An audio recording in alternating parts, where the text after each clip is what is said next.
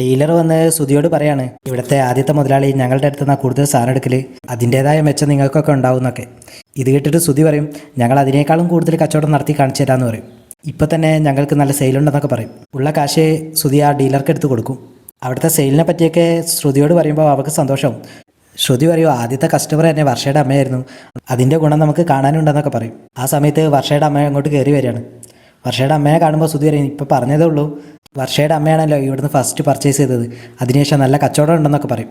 വർഷയുടെ അമ്മ പറയും, അതൊക്കെ ശരിയായിരിക്കും, പക്ഷേ ഞാൻ ഇപ്പോൾ വന്നത് വാങ്ങിച്ച സാധനം തിരിച്ചു തരാനാണെന്ന് പറയും. ഇത് കേട്ടിട്ട് സുധി വയ്ക്കും, അതെന്തിനാ തിരിച്ചു തരുന്നതെന്നൊക്കെ വയ്ക്കും. എന്തെങ്കിലും കുഴപ്പമുണ്ടെങ്കിൽ ടെക്നീഷ്യന്മാരോട് ഇപ്പം തന്നെ ചെക്ക് ചെയ്യിക്കാമെന്നൊക്കെ പറയും.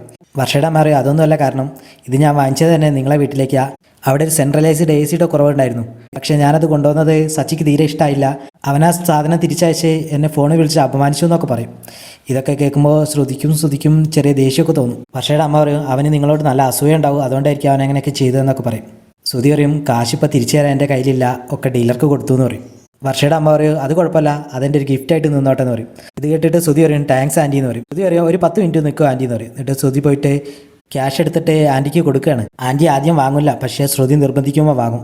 എന്നിട്ട് പറയും, നിങ്ങളുടെ വീട്ടിൽ എല്ലാവരും നല്ലവരാ, സച്ചി മാത്രം എന്താ ഇങ്ങനെ, ഞാൻ കൊടുത്തു വിട്ട AC അവിടെ വാങ്ങിച്ചു വെച്ചിരുന്നെങ്കിൽ ഇങ്ങനെയൊന്നും സംഭവിക്കില്ലായിരുന്നു. മഹിമ പോയി കഴിഞ്ഞിട്ട് ശ്രുതി പറയാണ്, ഇത് സച്ചി മനഃപൂർവ്വം ചെയ്തതാണ്, ആദ്യം രേവതിയുടെ ബില്ലടയ്ക്കാതെ ആൻറ്റിയുടെ ബില്ലടച്ചതിൻ്റെ പേരിൽ. ശ്രുതി ചോദിക്കും, നിനക്കായിരുന്നു ഇത്രയും പൈസ കിട്ടിയത് നോക്കും. അപ്പോൾ ശ്രുതി പറയും, ഞാൻ എൻ്റെ താലിമാല പണയം വെച്ചു എന്ന് പറയും. വേറെ എന്ത് ചെയ്യാനാ, കാശ് തിരിച്ചു കൊടുത്തില്ലെങ്കിൽ വർഷയുടെ മുന്നിൽ നമ്മുടെ മാനം പോവില്ല എന്ന് വയ്ക്കും. എല്ലാവരും കൂടി കൂട്ടം കൂടി സച്ചിയെ വിചാരണ ചെയ്യാണ്. വർഷമൊക്കെ പറയും അമ്മയ്ക്ക് അത് ഭയങ്കര വിഷമമായെന്നൊക്കെ. അച്ഛൻ ചോദിക്കും, നീ എന്തിനാ വർഷയുടെ അമ്മയെ വിളിച്ചതെന്ന്. സച്ചി പറയും, ഞാൻ വിളിച്ചതല്ല, ഡെലിവറിക്കാരൻ പറഞ്ഞു അയച്ച ആൾ പറഞ്ഞാലേ റിട്ടേൺ ചെയ്യാൻ പറ്റുള്ളൂ എന്ന്. അപ്പോൾ ഞാൻ വർഷയുടെ അച്ഛനെ വിളിച്ചത്, പക്ഷേ ഫോൺ എടുത്ത് അവരാണെന്ന് പറയും. ശ്രീകാന്ത് അറിയും, അത് തിരിച്ചയക്കുന്നതിന് മുന്നേ എന്നോടൊന്ന് ചോദിച്ചുകൂടായിരുന്നോ എന്ന് വയ്ക്കും. സച്ചി ചോദിക്കും, എന്താടാ നീ അവരുടെ സൈഡ് കൂടുകയാണോ.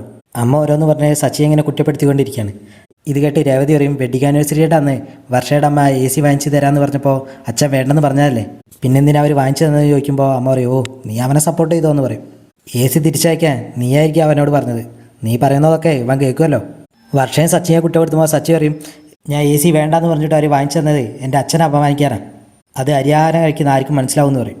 സച്ചിയും ശ്രുതിയും തമ്മിൽ വാക്പോര് നടക്കുമ്പോൾ ശ്രീകാന്ത് പറയും, സച്ചിയേട്ടൻ ചെയ്തത് തെറ്റ് തന്നെ, എന്താ അംഗീകരിക്കാത്തതെന്ന് ചോദിക്കും. സച്ചി ചോദിക്കും, ഞാനെന്ത് തെറ്റാടാ ചെയ്തത്, അച്ഛനെ കുടുംബത്തെ അപമാനിക്കാൻ വേണ്ടിയാ വർഷയുടെ അമ്മ ഇങ്ങോട്ട് AC കൊടുത്തയച്ചത്, അവരാ തെറ്റ് ചെയ്തത്.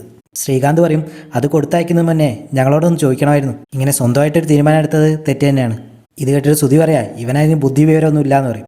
സച്ചി പറയും, നിന്റെ ബുദ്ധി വിവരമൊക്കെ ഞാൻ കണ്ടതാന്ന് പറയും. ഇത് കേട്ട് ശ്രുതി വന്നിട്ട് സച്ചിയുടെ കോളറിൽ പിടിക്കുകയാണ്. അച്ഛൻ ഇത് കണ്ടിട്ട് എല്ലാവരും ശാസിക്കുകയാണ്, ഞാൻ നിങ്ങളുടെ ആരാണെന്നുള്ള ബോധമെങ്കിലും ഉണ്ടോ, തെറ്റുകൾ മനസ്സിലാക്കിയിട്ട് അത് ആവർത്തിക്കാതിരിക്കാന്നുള്ള ബോധമെങ്കിലും വേണമെന്നൊക്കെ പറയും, അല്ലാതെ ഇങ്ങനെ തമ്മിത്തല്ലി ചാവയല്ല വേണ്ടത്. ശ്രുതി പറയും, എൻ്റെ കയ്യിലായ തിരിച്ചു കൊടുക്കാനുള്ള കാശില്ലായിരുന്നു, ശ്രുതിയുടെ താലിമാല പണയം വെച്ചിട്ട് ആ പൈസ കൊടുത്തതെന്നൊക്കെ പറഞ്ഞിട്ട് എല്ലാവരുടെയും സഹതാപം പിടിച്ചു പറ്റിയാണ് അവർ. അമ്മ അത് ഒന്നുകൂടി പൊലിപ്പിച്ചിട്ട് സച്ചിയെ എങ്ങനെ കുറ്റം പറയാണ്. ഇത് കേട്ടിട്ട് രേവതി പറയാം, അവർ AC ഇങ്ങോട്ട് കൊടുത്തയച്ചിട്ടല്ലേ ഇങ്ങനത്തെ പ്രശ്നങ്ങളൊക്കെ ഉണ്ടായത്, സച്ചിയേട്ടനല്ല അവരാണ് ഈ പ്രശ്നത്തിനൊക്കെ കാരണം എന്ന് പറയും. കേട്ടിട്ട് വർഷമൊന്നും മിണ്ടില്ല.